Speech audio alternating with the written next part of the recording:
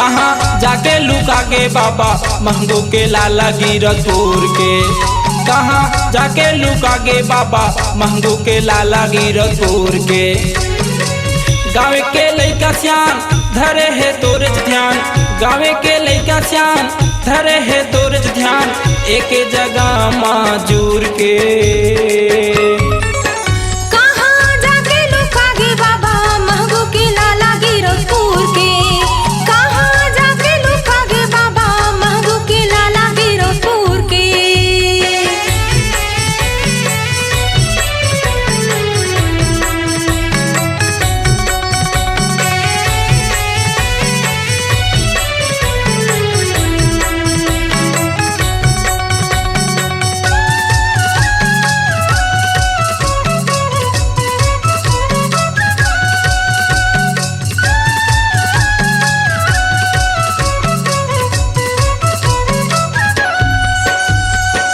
तोरे महिमाला बाबा जाने संसार गा, जाने संसार गा।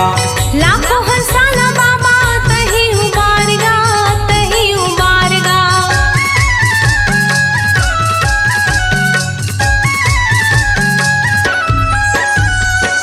तोरे महिमाला बाबा जाने संसार गा, जाने संसार गा। लाखों हंसाला बाबा तही उबार गा, तही उबार गा। जाने संसार बाबा जाने संसार गा। तही उबार बाबा तही उबार गा। सबो झन माने बाबा सबो झन जानेगा, सबो झन माने बाबा सबो झन जानेगा, बाबा ह ज्ञानी जरूर है। कहाँ जाके लुका गे बाबा महंगो के लाला गिरतपुर के। कहाँ जाके लुका गे बाबा महंगो के लाला गिरतपुर के।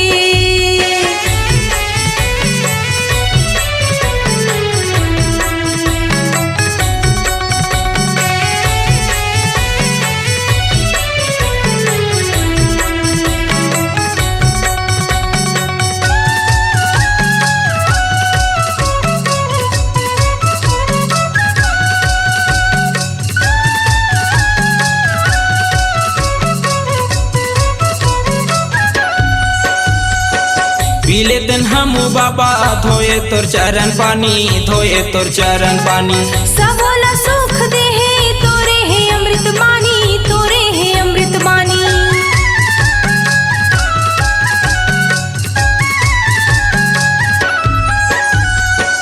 पीले दिन हम बाबा धोए तोर चरण पानी, धोए तोर चरण पानी। सबोला सुख दे है तोरे है अमृत बानी, तोरे है अमृत बानी। धोए तोर चरण पानी, धोए तोर चरण पानी।